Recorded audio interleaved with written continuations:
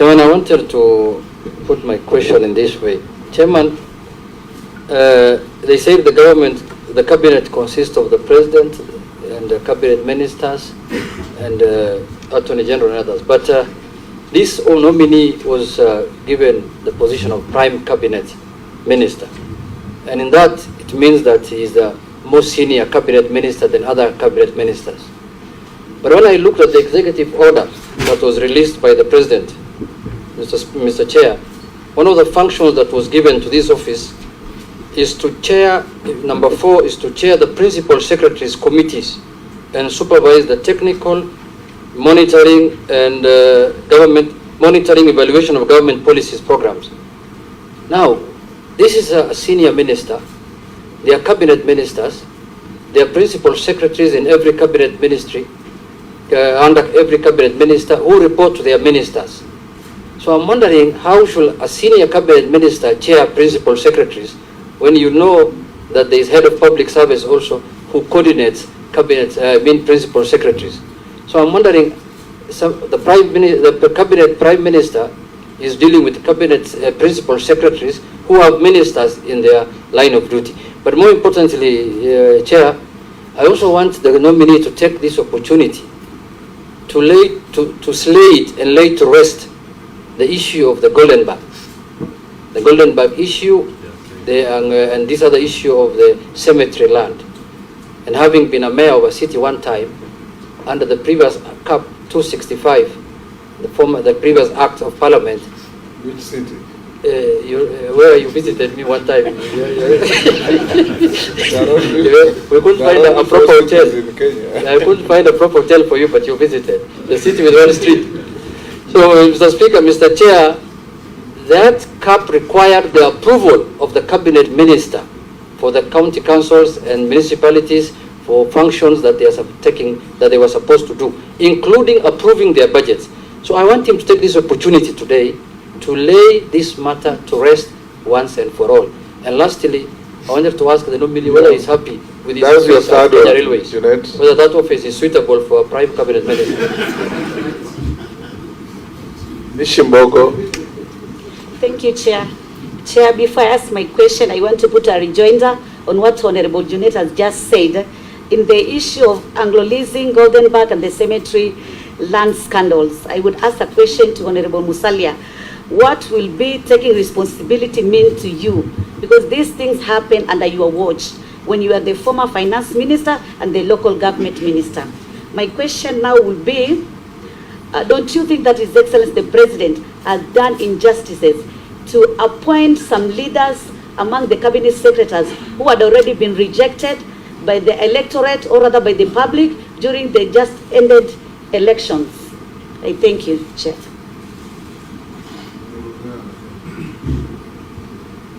Thank you, Mr. Chairman.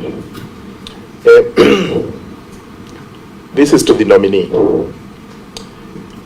Under Executive Order number 1, one of the functions that has been, or one of the roles to be played by your office is that of coordinating the legislative agenda of the government with the parliament. This is where actually it comes into conflict, or it's supposed to be in conflict with the role of the Honorable Attorney General, but it's clarified that it is coordinating the legislative function between the legislative and the legislature and the ministries. And in most cases, ministries deal with the subsidiary legislation.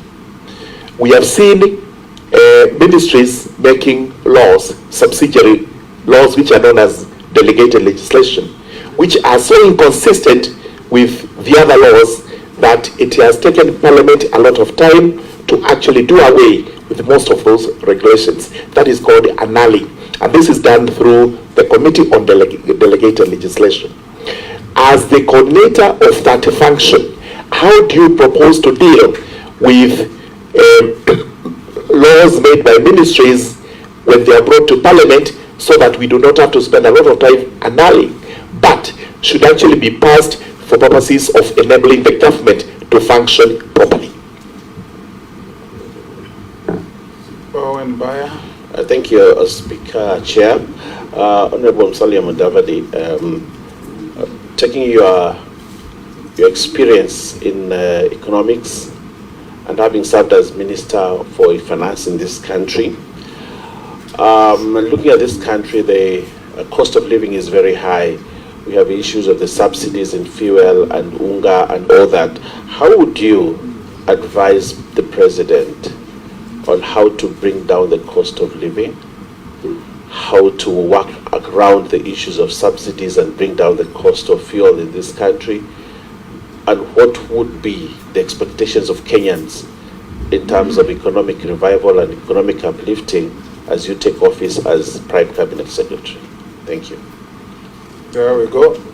Nominee.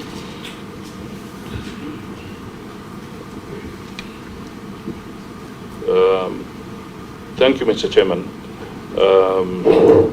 I just want to state the following. That when we look at the functions of the Prime Cabinet Secretary, as envisaged in Executive Order number 1, the whole aspect of coordination, technical evaluation, monitoring of programs, policy formulation, and even projects. Mr. Chairman, I think working with the principal secretaries is going to be a very, very important function of this office. It is important for us to acknowledge that principal secretaries are the accounting officers. They are the ones who go into the detail of financial disbursements in their respective ministries. So to me, having a situation where there is a regular, constant, and structured interaction in this area will play a very, very important role in improving on efficiency and resource allocation in the country, at least from the perspective of this government. So I do not weigh that to the detail. We need to develop a structure where clear data, clean data will become the driving point for our decision making across the board, policy formulation, resource allocation. We need accurate data. And I think it is important that we have a blend of the politics working with the technocrats to try and tease this out for the betterment of the country. I also want to state again that I did address the issue in my opening remarks around Golden Bag, and I want to assure this committee and the country at large that my conscience is clear. My conscience is clear. This was a menace to this country. It was a program of export compensation, which was a policy position of the government of the day to try and spur exports in this country. And then it was abused. And in the process of it being abused, it caused havoc. And I would really plead that the members of the public, and more so I would appeal through members of the Fourth Estate here, if they can help Kenyans to dissect the Judicial Commission of Inquiry report in this country, it will really help in getting Kenyans to understand where we were, what was this about, and how did it come to an end. I can only plead on that basis. On the issue of the cemetery scandal, I come back to it again and I say this matter was dealt with, it was investigated, the matter was even dealt with through the courts, and the decisions were made by the courts. And I was not in any of those areas as somebody who was a suspect or anything. So it is so clear that that matter has come to an end. On the issues, somebody raised an issue about under-leasing. Again, I can only say that it would be important to note that this matter was dealt with again in 2016. And in 2016, I was a state witness in those matters. I was not a culprit. I went and testified as a state witness. So I think I would say that that should be sufficient. On the issue of the Kenya Railways, I am happy, very happy about the Kenya Railways as a location for this office. First of all, the people who voted us in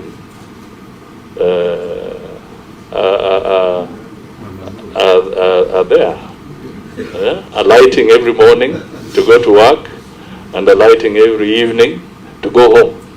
To me, I say that that is a constant reminder that whenever I go to that office, I will know that those are hard workers in our country, and therefore we must not let them down. We must work hard and improve on this country. So I am personally very delighted to be domiciled at the railway headquarters. That is perfect. I'm proud of that.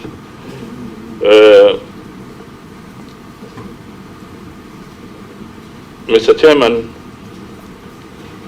nominating people who may have contested in elections and maybe not succeeded to take up public offices is not an offense. It is perfectly constitutional, and it does not mean that because you have lost an election that you cannot be helpful to the nation in a different capacity. I am sure we sit here, there are those who are from the Kenya Kwanza realm, and there are those who are from the Azimio realm. People made their decisions, but here we are sitting as this committee by right and beginning to work together towards what is good for the entire country. So I don't think we should discriminate against any individual who may not have succeeded in one situation from taking up an assignment in another position. I want to assure that the issue of delegated legislation is very, very important. And that is why we are putting more emphasis around this need for coordination and liaison and cooperation within ministries and also with greater interface with the National Assembly, and particularly those that will also handle not just all legislation, but even that delegated responsibilities on matters of statute. I want to state here that that holistic approach is what we want to bring in. Because it is true, when we operate in silos, we create laws and regulations that become a serious problem to the functioning of the economy and delivery of services. So I think that is a very critical anchor in this matter. On the issue of subsidies and maybe broad commentary on the economy, I just want to say that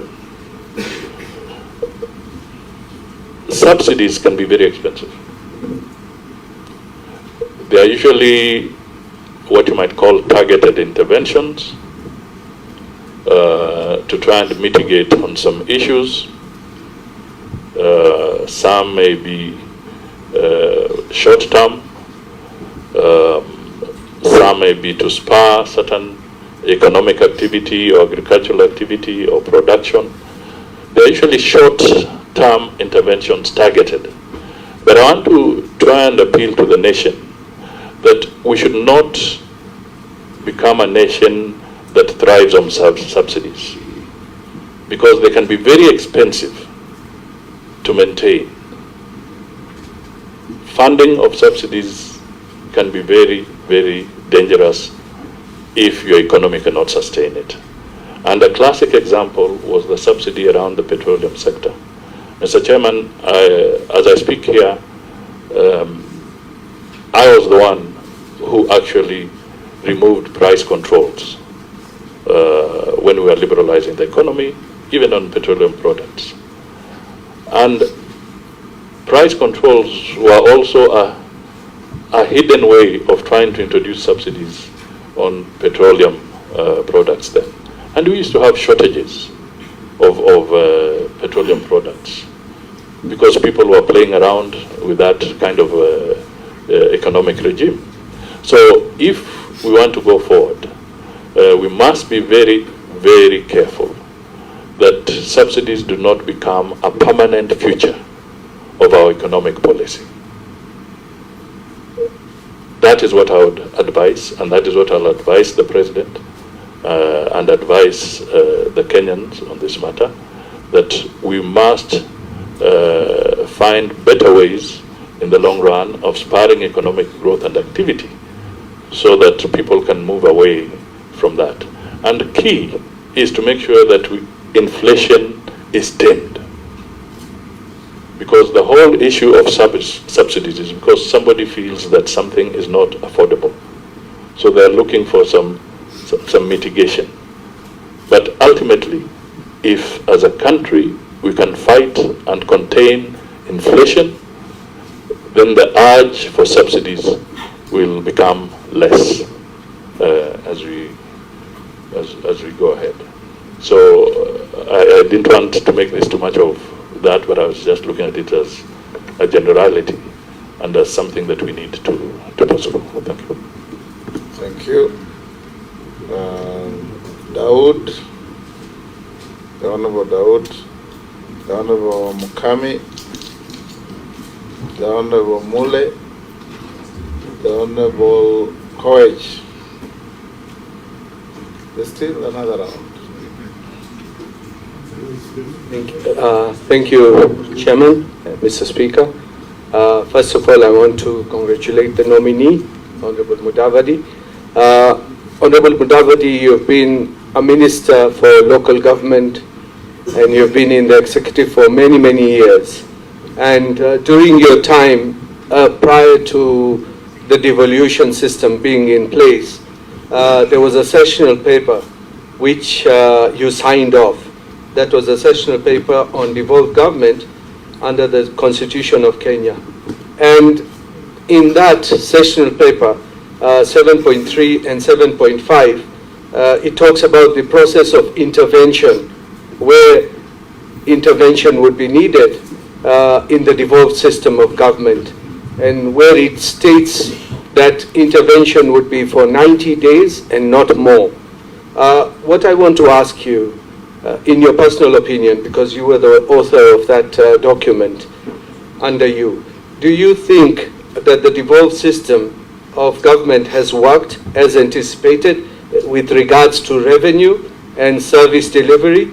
And as well as, do you think that under the devolved system, the national government should take over any functions which are assigned to the county government, and NMS was established by the national government, which had 2 years under its wing? Do you think that do we need as a national government to take over any other county in the same manner as NMS? Because if it is possible, then is it 90 days? Because I know that's not your purview, but because being a minister for local government for all those years and in being in the executive, would you advise the president to do what you have suggested in that document.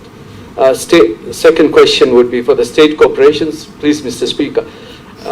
You are aware that many parastatals are not performing the way they should. And you being in charge of the state corporations, as per the mandate the President has given in the executive order, what would you advise the President in folding up the parastatals or state corporations and making a smaller bureaucracy? Thank you, Mr. Speaker. Yes, Rahab. Congratulations, Honorable Mudavadi. My question is, one of the roles of the Prime Cabinet Minister is to oversee the national legislative agenda for the Kenya Kwanza government. What are some of your priority legislative proposals, and what measures will you put in place to ensure that they are actualized? Very good. What was the next? Mule. Thank you very much. This goes to the nominee. First and foremost is that you're being nominated to one of the positions to coordinate peace, economic, diaspora, environment, culture, diplomacy as a 4 pillar of the Kenyan government. My question is that goes back to where you left on agro-leasing, whereby you say that you are a witness.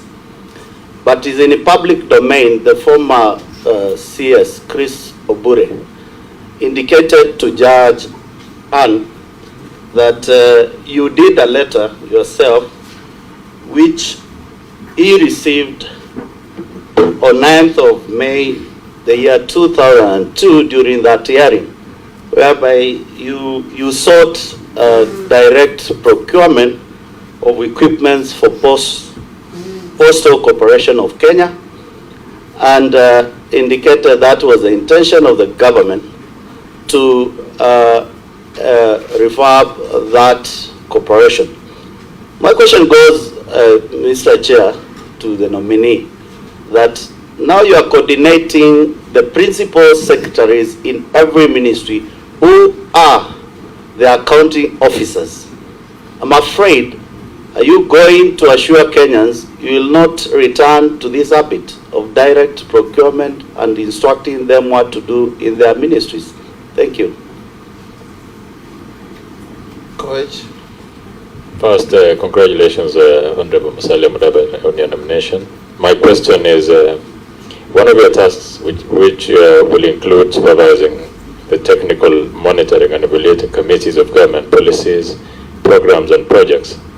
Projects across the country were halted for whatever reason, not only in the immediate preceding regime, but even dating back to 2002. In fact, statistics have placed the value of the stalled projects at 9 trillion, which is equivalent to our country's entire economy.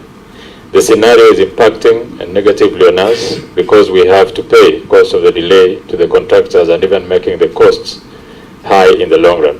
What plans do you have, Honorable Musalia Mudavadi, with regard to the stalled government projects, and possibly if you could give us a roadmap and even possibly timeline? Thank you.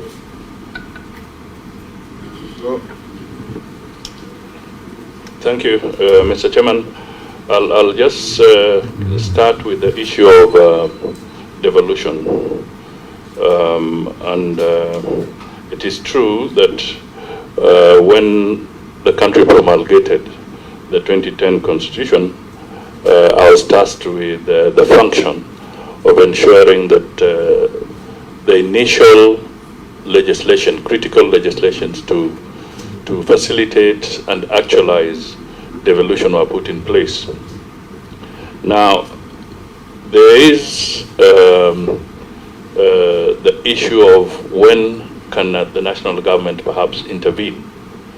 And at that time, we looked at the question of 90 days because what we intended to achieve, and it still stands, is that the Constitution is very clear that there shall be the national government and there shall be county governments.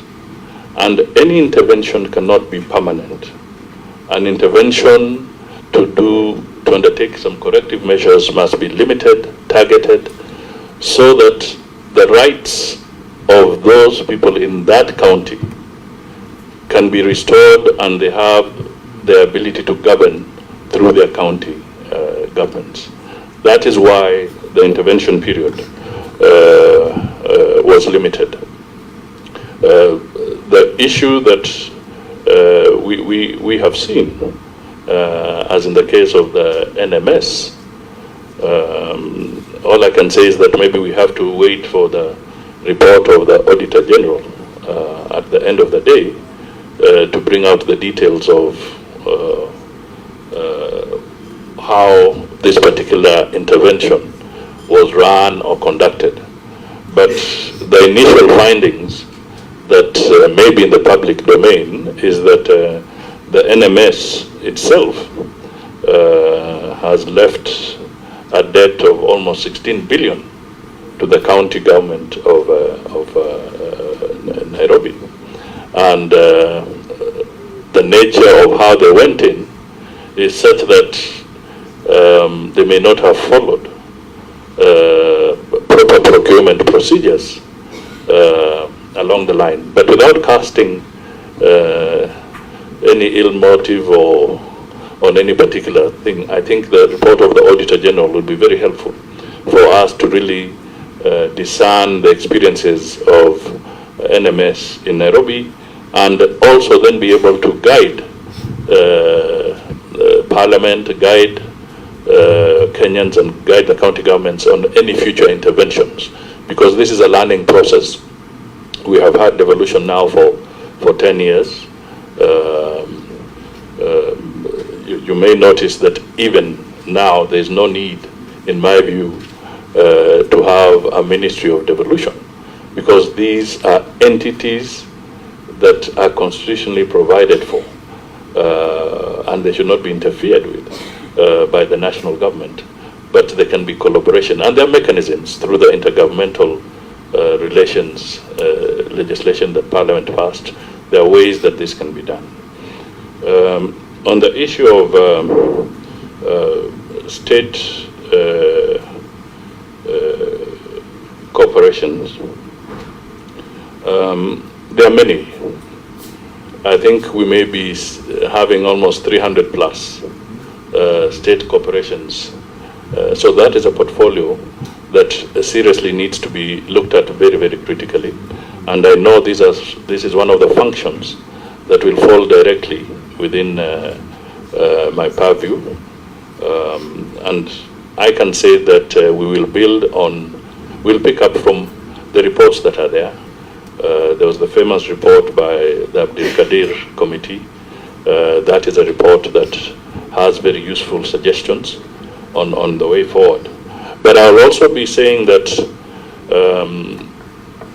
and to also touch on part of the legislation agenda, I will really want to request Parliament to actually just reflect and realize that the privatization program in our country of some of these state corporations has actually stagnated. It has not been moving at all. And I'll be calling on yourselves and other critical stakeholders that this is dialogue that we need to have, so that one of the urgent pieces of legislation to kind of accelerate the process of reforming these sectors or the parastatals, that law be urgently be looked at and proper consultations undertaken, so that some changes can be made there to improve efficiency and to also disengage the government from areas where losses continue to be incurred, and yet that particular entity may not be necessary to continue holding on to as the government of the day, because those are public resources. So these are critical areas. Each of these institutions will have to be looked at from a sector viewpoint, and also from its individual viewpoint, and it is important that professional advice is really brought to bear in reforming the state corporations. So I've talked of an example of that as one critical piece of legislation. There are legislations that we will have to look at if we are going to have a hustler fund. It is important that the legal framework be determined quickly. We have to look at what are the existing funds. Are we duplicating? And if you're duplicating, what are the implications? So all these, as an example, would be again a critical piece of legislation to help in actualizing this process of providing greater access to credit by all Kenyans. There are laws that will be necessary, and I want to also appeal laws that will help in dealing with wastage and misuse of resources. These are critical areas that we can review together, and my target is to have legislation that will, to fast-track legislation that will also unlock the economic potential of the Kenyan people, whether in agriculture, whether in manufacturing, whether in trading. So these are the areas that I think we need to look at so that we can have institutions or private sector that is generating jobs as rapidly as is necessary. I want to state that in the issue of diplomacy, we as a nation will have to look more and more to economic diplomacy. Mr. Chairman, I can speak here while looking at somebody who has been the head of our diplomatic missions, business in the country for some time. But economic diplomacy is going to be very critical. What are our interests? We must quickly see how we can benefit from areas like the African Continental Free Trade arrangements. We must look seriously at enhancing our presence and our footprint within the East African Community region, whether you're bringing in the DRC, South Sudan, and how we can network. We must also play a very significant role, because for economic diplomacy to work, there must be peace in this region. So we must be more aggressive in dealing with the issues around Somalia. We'll have to be more aggressive in dealing with the issues even around South Sudan. And I can give an example. For instance, there's a road that the government of Kenya, with its partners, want to push all the way to Southern Sudan. But there is an issue right up there between Kenya's border and South Sudan that requires urgent political resolution, because that road is supposed to link. So the funding is there, but the process cannot be completed or pushed further because there's still some political issues to be dealt with. So these, to me, are going to be very critical interventions that need to be done. The diaspora, Mr. Chairman, the figures are in the public domain. The Kenyan diaspora, for instance, brings in place into this country almost 480 billion Kenya shillings annually.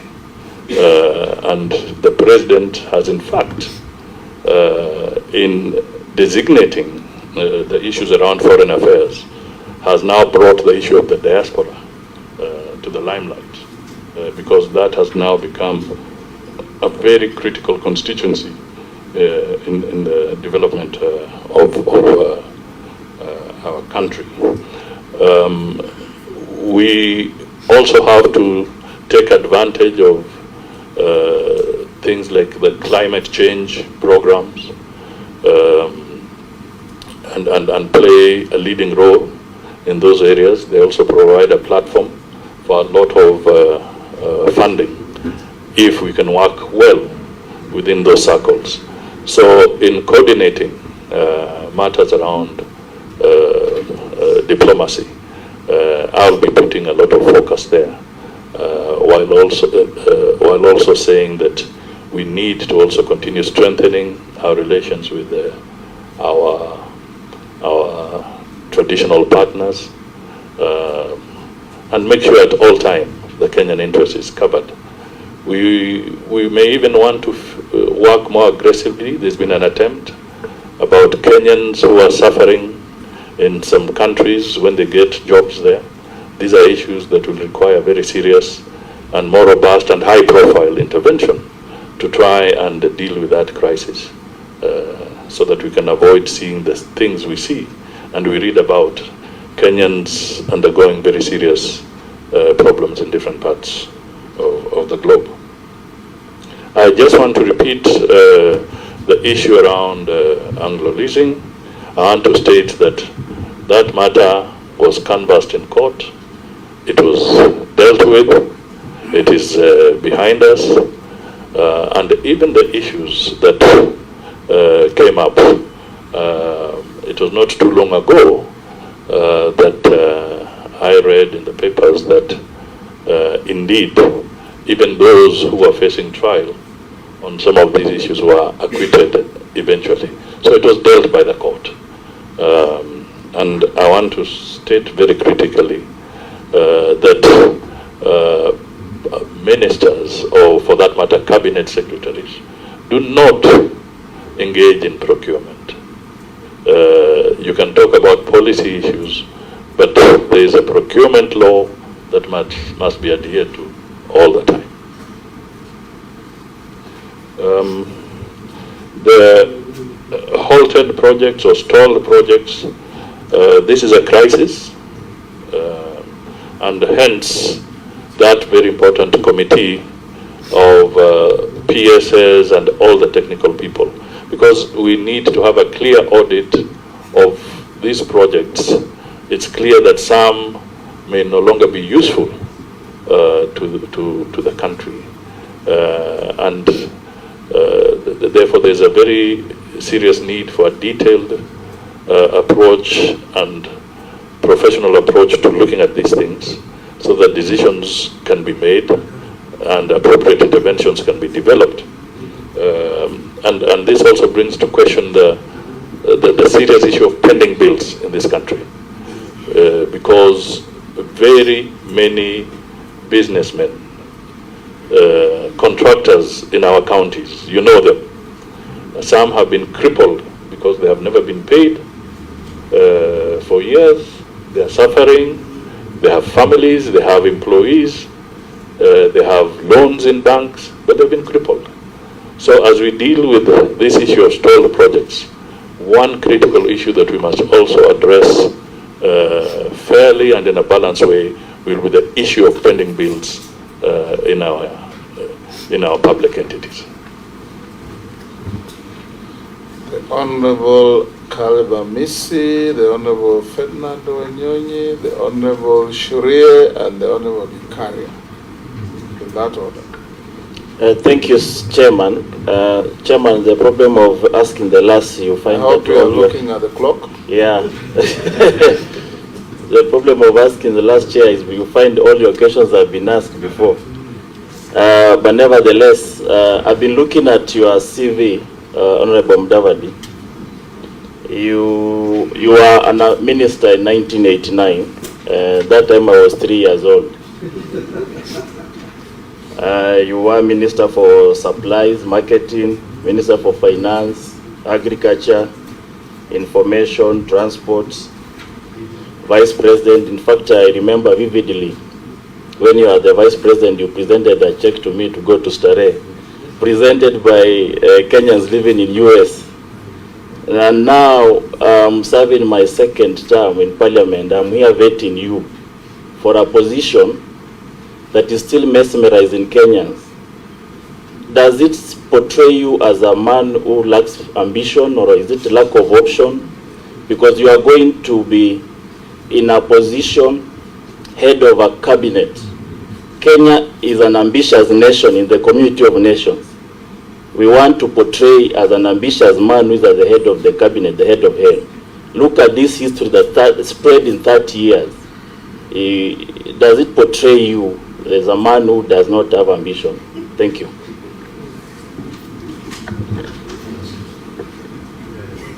Mr. Chairman, I want to ask you very back home that in the previous parliaments we have been actually, as a committee, there has been a tendency of the cabinet secretaries failing to honor summons and failing to respond to matters comprehensively without doing any research, what have you, and in a timely manner. In your role, how will you ensure that the cabinet secretaries actually attend the committees and sometimes come to parliament? Because we've had these cases where you someone and a cabinet secretary said somebody else, maybe a junior fellow, and can't even answer comprehensively the questions that you're supposed to be. So are you going to ensure that that is done properly? Secondly, the Speaker, I want to ask a question that is important in agriculture. We've had cases where, and now we have this drought, and irrigation is misplaced. Instead of being in agriculture, it's misplaced, it's actually in tourism. It's under blue economy. So are you able to assist to bring irrigation back to agriculture so they can be able to do some of the projects like Kalana Kulalu and the rest? Thank you. Thank you, Chair. I wish to ask the nominee, how does he want to cultivate a relationship and a good working relationship between institutions that oversight the government, e.g. Parliament and the Office of the Auditor General, with his office and being the Prime Cabinet Secretary together with his cabinet? Thank you. Kikaria. Thank you, Speaker. Pengine niulize ndugu yetu Wycliffe Mudavadi swali kwa Kiswahili. Unajua serikali ambayo iliondoka ilikuwa kuna agenda 4 ambazo zilikuwa nzuri sana, lakini haikuweza kutimiza yale maneno ambayo ilikuwa. So serikali ya Kenya Kwanza iko na mambo 5 ambaye italete, na Mkenya wa kawaida ambaye umesema na unampata pale railways anakutazamia wewe katika ile position umepatiwa kuweza kuadimika kwa mambo ya ukulima, mambo ya the micro, small and medium enterprises, mambo ya nyumba, na nyumba tu si nyumba ya kulipizwa, ni ile nyumba ya mortgage ambaye Mkenya ataweza kupata shelter, pengine mambo ya healthcare na hii mambo mengine, creative economy. Wewe katika ile nyadhifa umepatiwa, ni njia gani utaweka mikakati kuonyesha mambo haya yatatimika na Mkenya asiwe tena atakuwa ni mambo ya kungoja kama ile the big 4 agenda ambayo iliwekwa na serikali iliyopita na ikiweza kutimiza? Asante. Yes, Honorable Mudavadi, the clock is ticking. You can quickly answer those questions. Okay. Thank you, Mr. Chairman. I'll start with the issue about ambition. You know, there's Shakespeare, and in his book Macbeth, he made reference to how you should manage your ambition. He called it vaulting ambition. If you can have vaulting ambition and you're not careful, as you try to jump onto the horse, you will land on the other side of the horse. So I am a very pragmatic person. I am ambitious. That is why I'm sitting here. I am ambitious. But it is also important that we manage our ambition as we go forward. That is absolutely critical. And I would like to say that if I am strong and I am capable and I'm in good health, I think I should bring my experience in public life to bear for the people of Kenya to benefit from it. And that is why I'm sitting before this committee to present myself in that manner. I just want to say that any cabinet secretary that will be avoiding summons of parliament will be doing so at their own peril. Because parliament is so essential, it's so important, and it is absolutely necessary that we develop a respectable and collaborative approach when working with Parliament. I've been in Parliament myself. Some of you may be sitting exactly where I'm sitting in a few years' time, going through this process. And to me, we must cultivate a culture of respecting institutions that have been provided for in the Constitution. That is the hallmark of a good nation. So my view is that I will not hesitate to encourage members of cabinet at all times to make sure that they respect the summons of Parliament and work very closely with Parliament. In fact, perhaps I can also take this opportunity to say, to appeal to the broader Parliament through this committee that perhaps as we amended, as we go to our 2010 Constitution, there was one very critical thing that we may have done in haste in those days, but perhaps through the appeal made by the President, and I enjoin myself on that appeal, that it may be useful that perhaps you can reflect on the standing orders to bring in even greater accountability from the executive on how they conduct their activities, so that the issues of policy and whatever can be answered ana kwa ana by some of these people if need be. So that is something that may be looked at. I would also just want to say that it may be also very useful, unless I'm mistaken, Mr. Chairman, but I was trying to look at why have we been seeing cases where legislation is collapsing a lot in court. And one of the things that has become a Waterloo for many pieces of legislation is the issue of public participation. It is a provision in the Constitution, but I would want to appeal to Parliament to give it more thought so that we can refine that area and figure out what is really public participation, what is adequate, what should be the parameters, because it's still vague. We are going by court rulings largely on this matter. I think some help from Parliament to refine this area might be very, very useful so that we can avoid too many delays of critical pieces of legislation as we go forward. I agree that we must continue looking at functions of government. There's wisdom always from a different perspective when creating the structures and functions of government. And all I can say now before this committee is that it's now going on record that there may be need going forward to review some of the functions and maybe where they are domiciled. I would not want to say that the Executive Order number 1 is cast in concrete. It is a living document that can be reviewed for further efficiency in government in some of the sector areas. I want to state that we must once again take Parliament very seriously.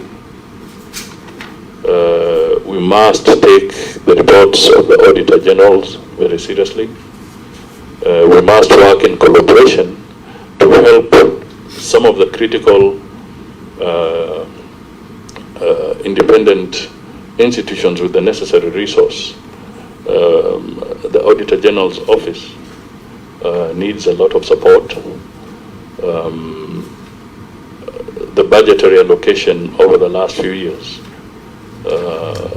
has not been commensurate with the kind of tasks that they have. Just the way we saw that the judiciary needed more support, I think also institutions and offices like the Auditor General will need more support because their role of providing audits in a timely manner for all public entities, including county governments, is a very tall order. And they need to be resourced appropriately, financially, technologically, and even in terms of human resource. So these are critical areas. Kwa yale mambo ya agenda 4 zile kubwa, the big 4, kilimo, manufacturing, mambo ya afya na mambo ya kupeana makao ya kiheshima kwa Wakenya, mimi nitasema tu kwamba katika ile manifesto yetu ya Kenya Kwanza, hii agenda ambayo imetajwa hapa imenukuliwa kule ndani, iko kule ndani, na tutazidi kuangalia kwamba wakati pesa za kitaifa zinatengwa ama zitaelekezwa katika sekta hizi, ili tuwe na uwezo wa kuhakikisha kwamba tutatimiza yale ambayo tuliahidi wa Kenya. Nadhani nitakomea hapo kwa wakati huu. Thank you very much, the Honorable Mudavadi. 3 minutes and final appeal to the committee in 3 minutes. My prayers are that you find me suitable to work with you and to work with other Kenyans in delivering service to the people of Kenya. I just want to emphasize that in my role, I want to have a very strong interface with Parliament so that we can find common solutions. We are all there to help the people of Kenya, to serve them, and we cannot serve them by being isolated and living in silos. We must be able to cross the aisle and talk to each other. So this is what I would really want to encourage, and to say that I'll be ready and willing at all times to engage with you, either collectively, as in maybe in committees, or even individually as legislators, so that we can find solutions. The final thing I would urge is that we should also remind Kenyans that the challenge ahead of us is very, very serious. It's not a game of flattery to the Kenyan people. It's a question of being honest, being truthful, getting the right information to make decisions, so that we can restore, Mr. Chairman, let us restore trust in government. Let it not be a government of rumor mongering. This is what we want to try and avoid. We want to have an open government.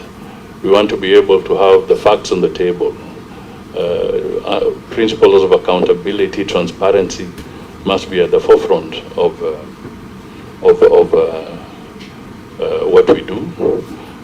And also, when looking at the budgets, I would just help that plead with the Parliament that help us to eliminate something that I kept on calling in my campaigns as budgeted corruption. Budgeted corruption. This is something that we all need to fight and deal with.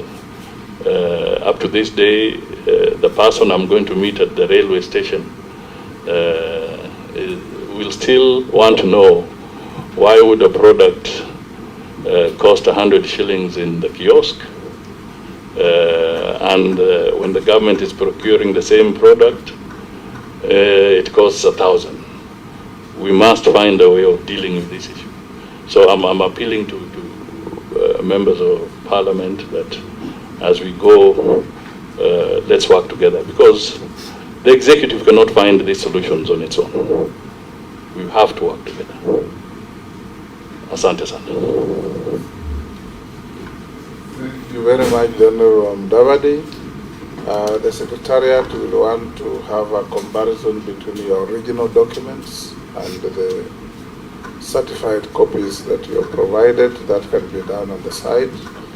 This brings an end to your engagement with this committee. I want to thank the honorable members for the wonderful, positive decorum and incisive questions that you have put to the nominee. And if we carry on like this, I think it will be a very, very good idea. You have all conducted yourselves very well. And Honorable Mudavadi, thank you for answering all the questions candidly. You are now released to go to your other national duties. And the Sergeant at Arms can now usher in our next nominee, who is the National Assembly Speaker Emeritus, the Honorable Justin Bedan Njoka Muturi. Mr. Chairman, can I also leave this document here? I'm sure you have it, but I don't know. The Judicial Commission of Inquiry. You can, yes, you can leave it, submit it as well, part of your document.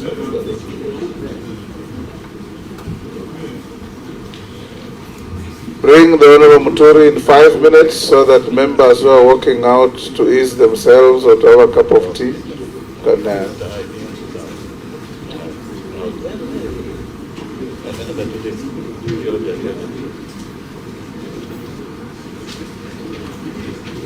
Members of the House, who is your whip in this regard? Because we want to observe. You yourselves will whip.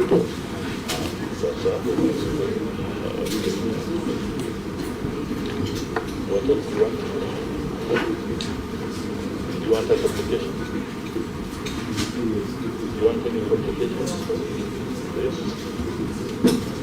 Yes, King. Yes. I made reference.